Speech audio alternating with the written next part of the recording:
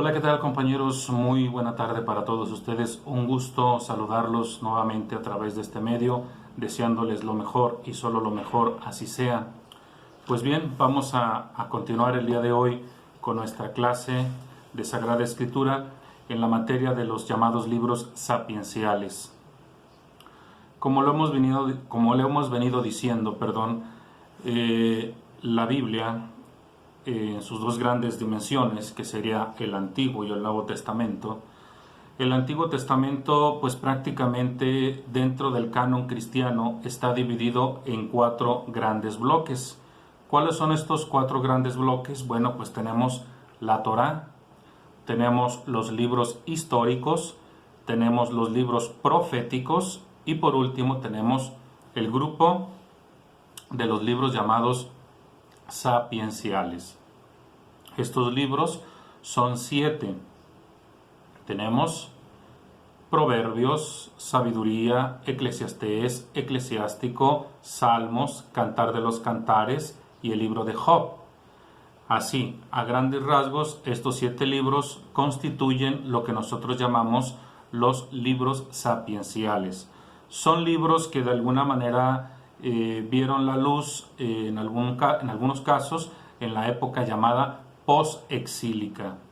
Sin embargo, nosotros estamos estudiando solamente 4 libros. ¿Cuáles son estos 4 libros? Bueno, Proverbios, Eclesiástico, Eclesiastés y Sabiduría. Estos son los 4 libros que estamos estudiando. Para el grupo que me estoy dirigiendo, que es el grupo de San Antonio de Padua, esta escuela bíblica, nosotros ya vimos el libro de Proverbios.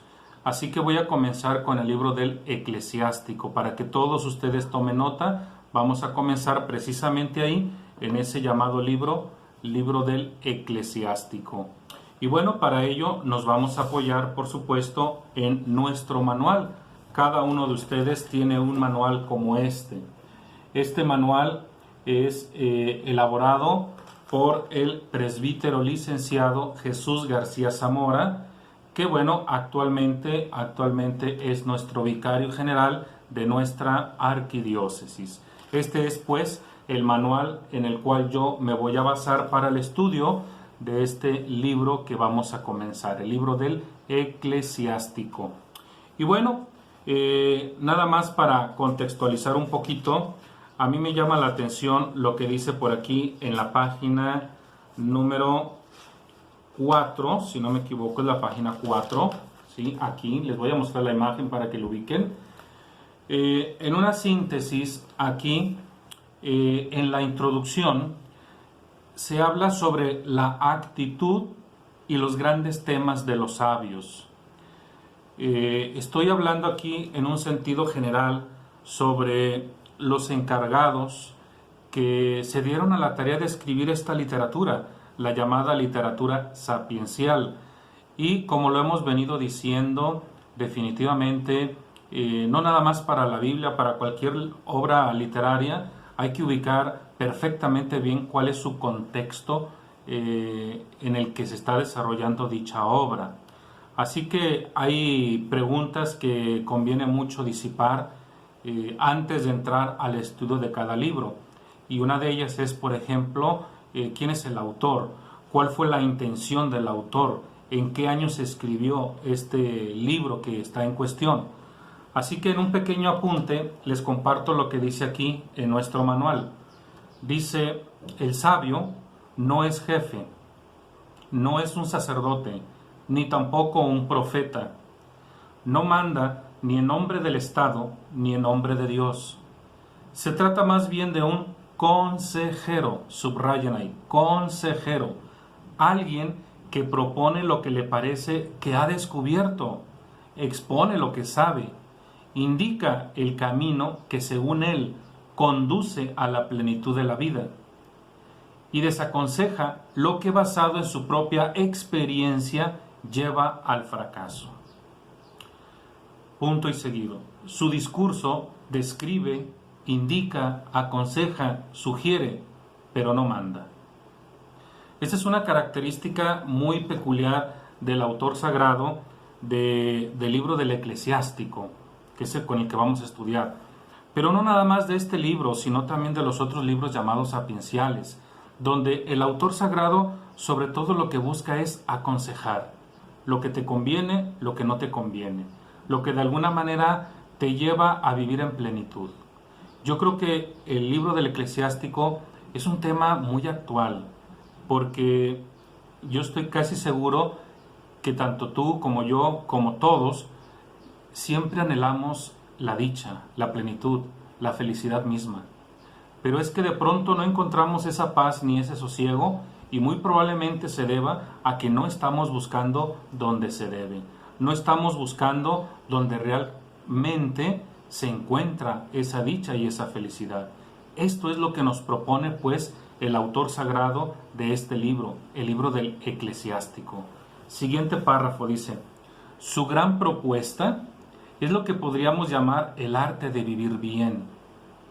El sabio es humilde y conoce los límites de la sabiduría humana, porque ha aprendido de la propia historia de Israel que hay sabidurías y una única y verdadera sabiduría. Esto es muy importante. Les comento. La historia de Israel es una historia muy dramática. Tú puedes leer cualquier libro de historia que esté basado en Israel y te vas a dar cuenta que es una historia donde pues realmente la ha pasado muy mal.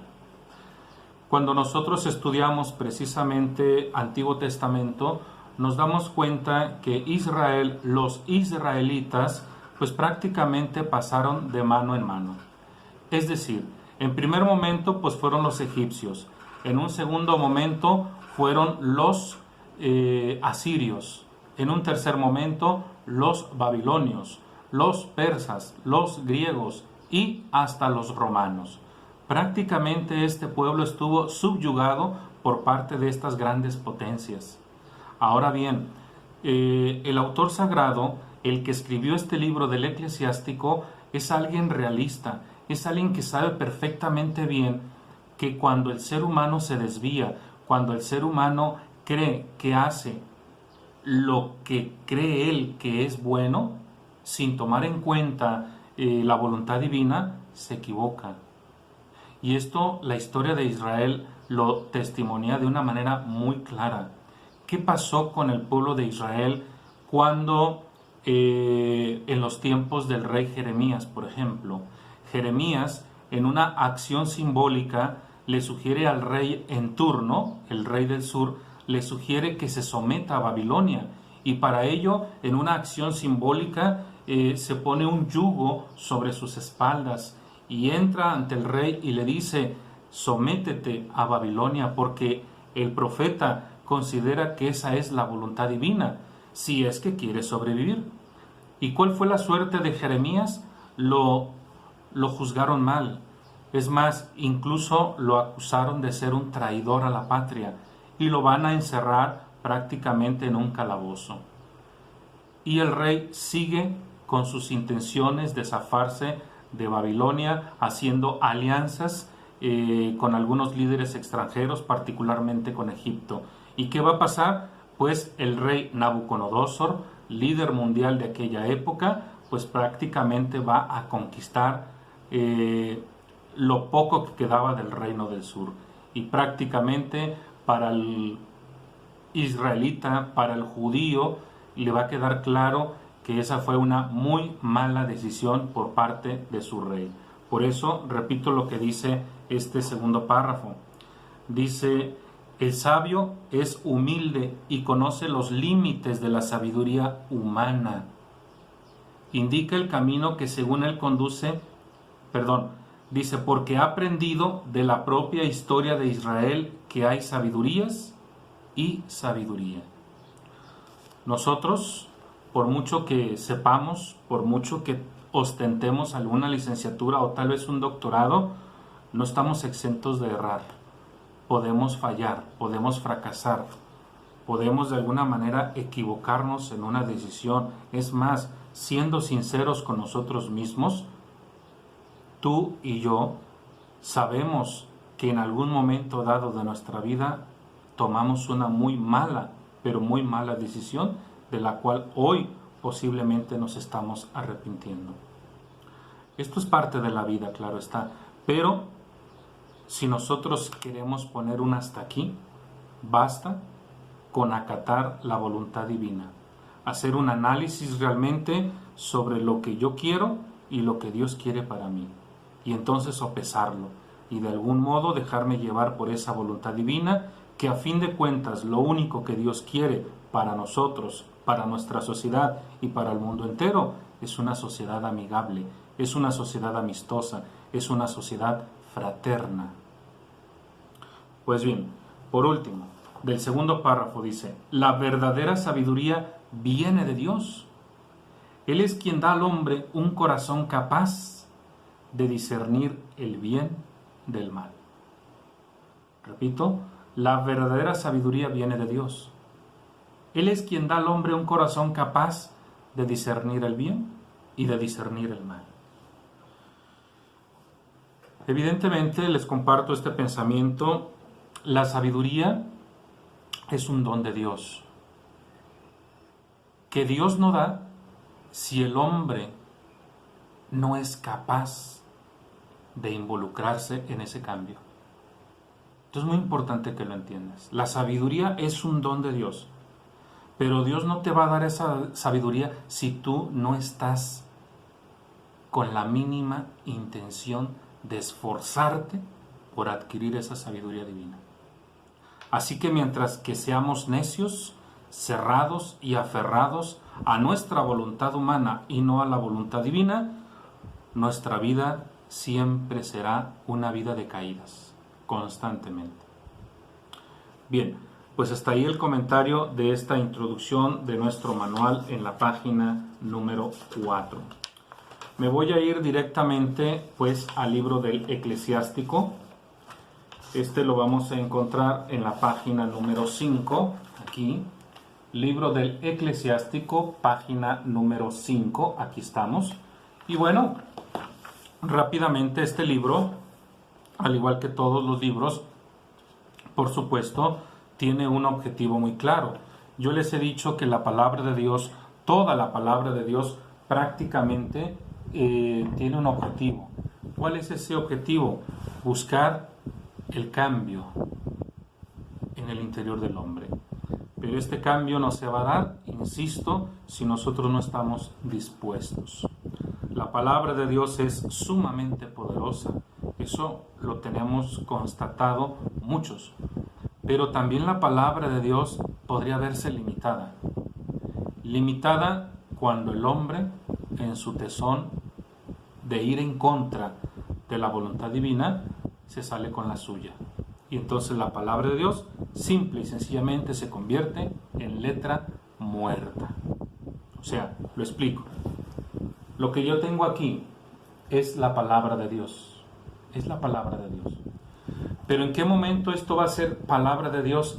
En el momento que yo cumpla, que yo acate lo que aquí está escrito. Si yo no lo cumplo, si yo no la acato, entonces no es palabra de Dios. Se va a convertir en letra muerta. Esto es muy importante que lo comprendamos, lo asimilemos. Bien, ¿cuál es el objetivo que nos propone el autor de este manual? Que insisto, es el padre Jesús García Zamora. Dice: mostrar al alumno cómo supo el autor actualizar sus principios religiosos de frente a una evolucionante cultura, con el fin de que también hoy sepa establecer un diálogo entre religión y cultura y pueda así llevar una vida más auténticamente cristiana en medio del mundo. Ese es un objetivo muy importante. Miren, en el tiempo en que este libro vio la luz, fue una época muy difícil para el pueblo judío. Ya estamos en la época posexílica. Concretamente estamos en el tiempo que se conoce como el periodo intertestamentario o en el judaísmo tardío. Este que va del siglo III antes de Cristo al año, si tú quieres, 50 a.C. A este periodo se le conoce como el periodo intertestamentario o el judaísmo tardío, o también se le conoce como el silencio de Dios. En ese preciso momento es cuando estos libros salen a la luz. Y la cultura predominante de aquella época es la cultura griega. Recordemos que prácticamente con Alejandro Magno el mundo de aquella época cambió radicalmente.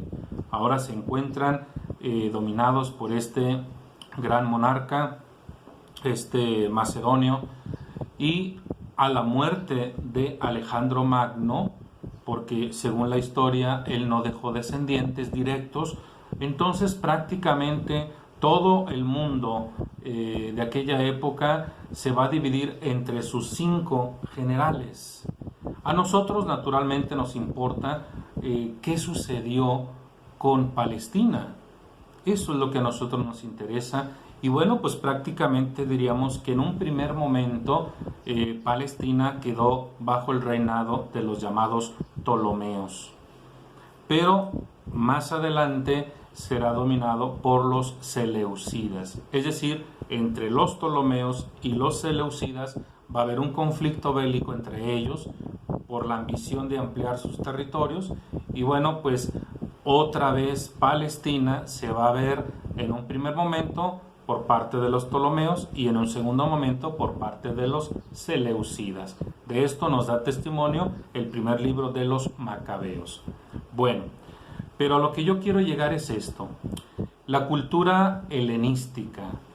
Explico la palabra helenística o helénica. Viene de la palabra griega heleno, que significa griego. Esta cultura venía como la espuma, subiendo, y entonces amenazaba con sofocar prácticamente la cultura judía, hebrea. Pero no nada más esta, sino la cultura de los otros pequeños reinos limítrofes, y entre ellos están los israelitas, los judíos. Entonces, esta cultura dominante, pues prácticamente empieza a llamar mucho la atención al pueblo judío. Y entonces se está corriendo el riesgo de que este pueblo judío, tan piadoso, tan entregado a su Dios, empiece a coquetear con la mitología griega. Y esto es un riesgo. Por eso el autor sagrado del libro del Eclesiástico y de otros libros sapienciales van a buscar sobre todo decirle a sus contemporáneos, decirle a sus destinatarios: oigan, acuérdense de dónde venimos y a dónde vamos. Acuérdense de la alianza que hicimos por allá en el Sinaí. Esto es lo que tiene de fondo este libro del Eclesiástico. Demostrarle a sus contemporáneos judíos que Dios es uno y que la sabiduría auténtica viene de Dios. Por muy bueno que se vea esta nueva ola cultural, no tienen que perder de vista que el único Dios es aquel que se les manifestó en el Sinaí. Ahora bien, para nosotros, cristianos del siglo XXI, estamos en las mismas circunstancias. Vean este paralelismo. Nosotros también, en un momento dado, podemos quedar aplastados por una nueva cultura que estamos viviendo.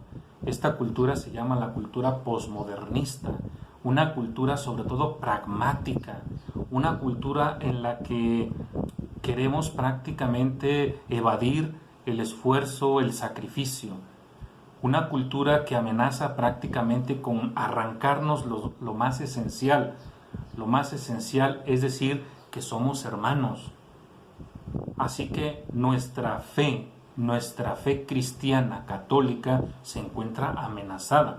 Por eso este libro para nosotros viene a ser muy oportuno, porque también nos va a demostrar cómo salir avante ante esta cultura que se aproxima, que nos viene prácticamente presionando más y más. Bueno, eso nada más es el comentario con relación al objetivo. ¿Qué tenemos después? Lo que tenemos después es una introducción general al libro. al libro en particular. ¿Por qué? Bueno, para nosotros estos son como los puntales, son como los soportes que necesitamos para podernos adentrar al libro. Vamos a encontrarnos aquí con los siguientes temas con relación al texto, y luego al título, y luego más adelante al autor, el tiempo y lugar de composición, y por último la estructura y el contenido del libro. Así que bueno, vamos a explicar a grandes rasgos estos puntitos para que nos queden claros en nuestra mente y podamos entender el libro en su totalidad. Así que vamos con el primer punto, que es el texto. Estoy en la página número 5 de tu manual, libros sapienciales, en el libro del Eclesiástico. Vamos a ver qué dice entonces el primer punto. Bien, dice 1.2, texto. El libro no forma parte de los libros reconocidos como inspirados por los hebreos y los protestantes también. En el siglo I, los judíos palestinos lo excluyeron de su canon, quizás por estar escrito en griego y porque no citaba la doctrina de la resurrección. Además, por su tendencia antifarisaica. A ver, voy a explicar aquí rápidamente. En el año 90, en el año 95 después de Cristo, prácticamente en una ciudad llamada Yavnia, una ciudad que se encontraba pues prácticamente en la llamada Via Maris, en la costa del mar Mediterráneo. En Yavnia tenemos una escuela farisaica que surgió a raíz de la destrucción del templo de Jerusalén por allá en el año 70 después de Cristo. Por lo tanto, esta comunidad judía quiere de alguna manera delinear perfectamente bien su canon y van a determinar entonces que su Biblia, por así llamarle, su Biblia hebrea, va a constar única y exclusivamente de ciertos números de libros. Y naturalmente el libro del Eclesiástico no figura dentro del canon de la Biblia hebrea. ¿Por qué razón? Bueno, porque les he dicho que estos judíos, estos fariseos, fueron muy prácticos a la hora de determinar qué libro incorporan, qué libro no incorporan. Y su criterio fue muy fácil. Todo lo que está escrito en hebreo, bienvenido al canon hebreo. Todo lo que está escrito en otra lengua que no es el hebreo, exclúyelo del canon hebreo. Y uno de ellos fue el libro del Eclesiástico y otros más, que no los vamos a comentar, solo este. Ahora bien, aquí también nos dice el padre Jesús García que tal vez porque tiene dos temas que son importantes para el pueblo judío y no se incluyeron, particularmente para los fariseos. Uno, el tema de la resurrección. Como el libro no habla de ese tema, entonces quítalo. Otro, dice, además por su tendencia antifarisaica. ¿Por qué? Porque para los fariseos es muy importante demostrar las acciones externas. Recordemos aquel pasaje bíblico donde Jesús reprende a sus discípulos y les dice, si tú vas a ayunar, no lo hagas como un fariseo que pone cara triste para que los demás se enteren. ¿Por qué? Porque los fariseos gustaban por de alguna manera demostrar exteriormente lo que estaban haciendo. Y como el libro del Eclesiástico, más que de prácticas externas, me está hablando de internas, pues posiblemente también estos fariseos dijeron, no, este libro no nos conviene porque no habla de ninguna práctica piadosa externa, es decir, que la gente se entere, que la gente me vea. También ese es otro criterio por el cual lo eliminaron de su canon. Espero que se haya comprendido esto. Siguiente punto. En base a los últimos descubrimientos del siglo XIX, ya estamos en esta época, en una genisá, ¿qué es una genisá? Aquí abajo te puse el significado de esa palabra. Dice, la genisá es un depósito que tienen las sinagogas dedicado a almacenar los manuscritos o material sagrado que queda en desuso. Por eso, aquí dice que en el siglo XIX, en una genisá del Cairo, se tienen al menos 2/3 partes del texto en hebreo.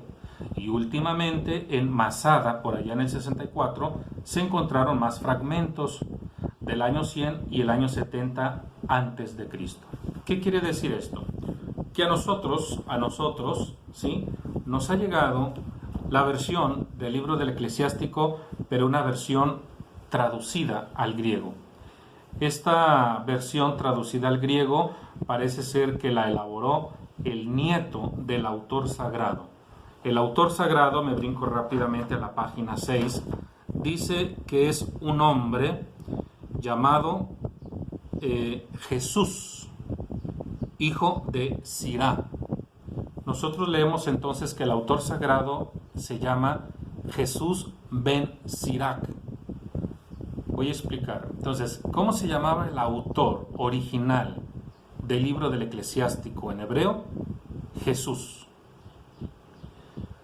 La palabra ben significa hijo de. Eso lo utilizan tanto los hebreos como los árabes. Vamos a poner un ejemplo así. Martín ben Aurelio. ¿Qué estoy diciendo ahí? Martín, hijo de Aurelio. Así se llamaba el papá, en paz descanse. Entonces, si yo digo, el autor sagrado se llama Jesús ben Sirac, ¿qué quiere decir? Jesús, hijo de Sirac. Eso es lo que estoy diciendo aquí. Ahora bien, es muy importante que entendamos esto. Dentro de la cultura hebrea, si el papá no era muy conocido, sin embargo el abuelo sí era muy conocido, entonces se tomaba el nombre del abuelo, no del papá. Porque quiero que quede bien claro y espero no confundirlos. El padre biológico de este autor del libro del Eclesiástico no se llama Sirac, se llama Eleazar. Pero como Eleazar no era muy conocido, sin embargo el padre de Eleazar sí era muy conocido, que se llama Sirac, por eso el autor tomó el nombre de su abuelo. Y por eso nosotros lo conocemos como Jesús ben Sirac. Espero que esto se haya comprendido. Bien, entonces, aquí en la página 5 rápidamente tenemos estos 2, 4, 6, 7 puntitos, que es más o menos cómo fue la historia de este libro del Eclesiástico. 1. Dice, en el siglo II antes de Cristo, Ben Sirac o Jesús ben Sirac escribe su libro en hebreo. En el año 132 antes de Cristo, su nieto lo traduce al griego.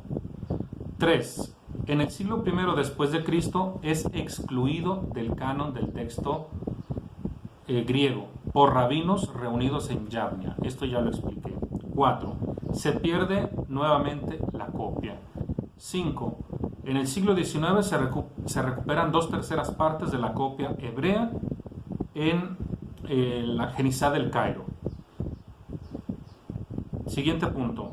En 1931 hasta el 1960 se encuentran nuevos fragmentos y en el 64 más fragmentos encontrados en Masada.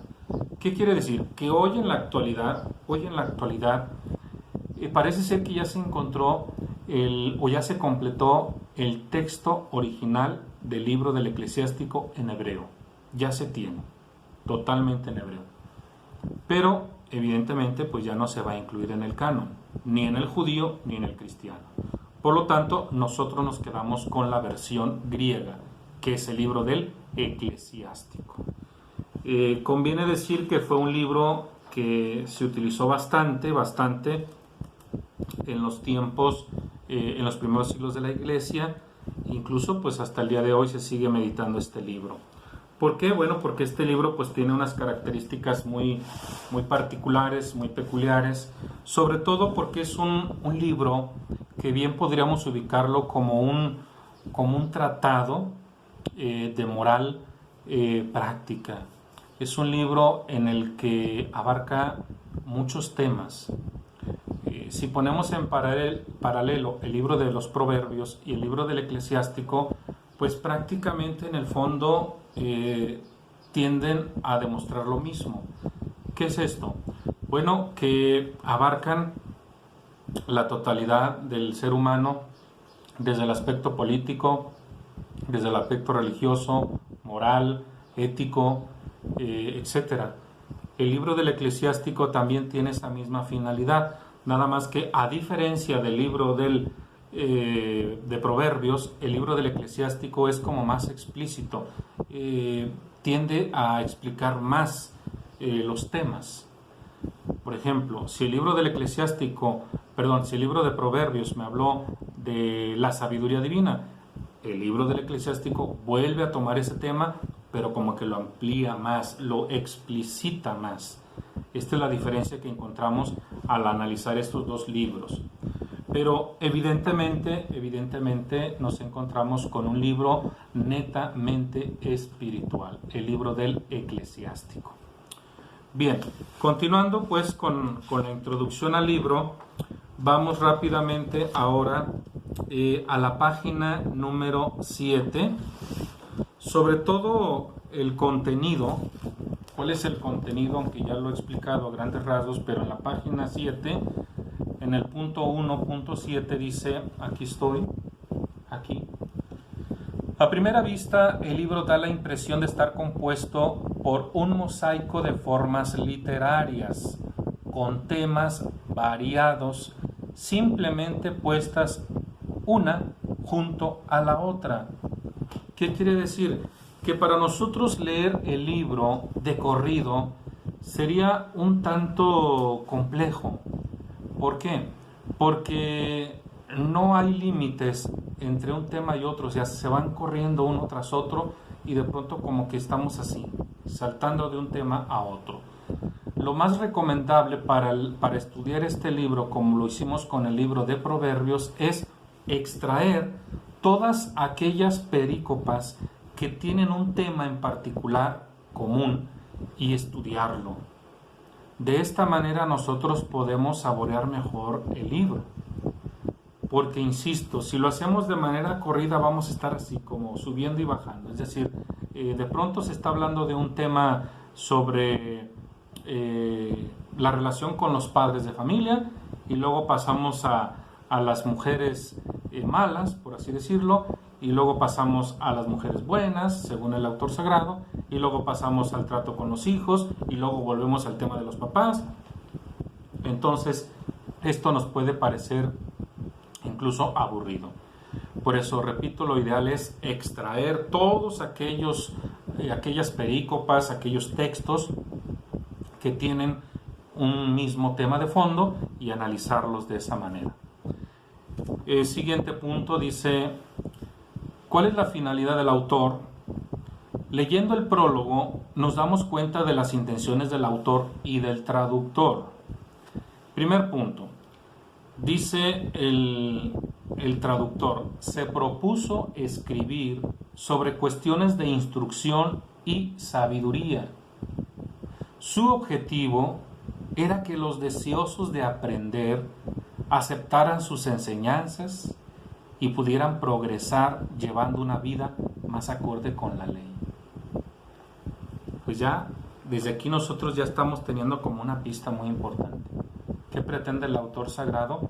Bueno, exhortar, invitar a sus destinatarios, que no son otros más que sus paisanos, sus contemporáneos judíos, a que se remitan a la Torá, a la ley, y que esta novedad griega, esta cultura griega que está muy atractiva, muy atrayente, no sea motivo para abandonar sus principios religiosos, ¿sí? Porque Pues, ¿qué trae la cultura griega? Pues la cultura griega trae cosas muy buenas, pero también trae cosas muy negativas, ¿no?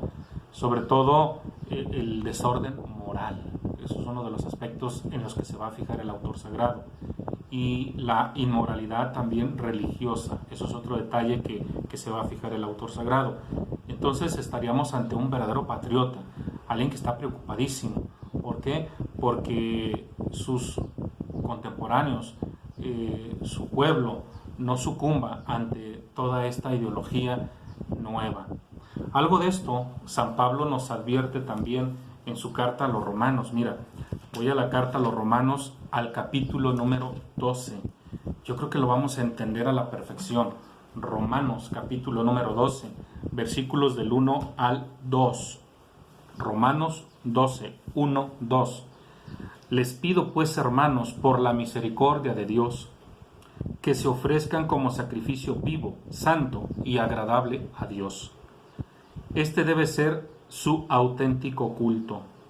No se adapten, repito, no se adapten a los criterios de este mundo. Fíjate qué importante dice aquí, ¿eh? No se adapten a los criterios de este mundo.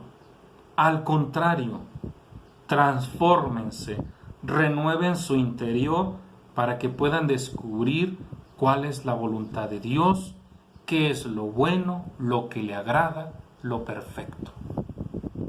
¿Te fijaste lo que dice Pablo aquí? No se adapten a los criterios de este mundo. Subraya esa parte porque es muy importante. La palabra de Dios es actual, lo hemos dicho más de una vez. Así que, como dijo Jesús en el Evangelio, el mundo pasará, pero mis palabras no pasarán. Y esta palabra que yo acabo de escuchar es vigente.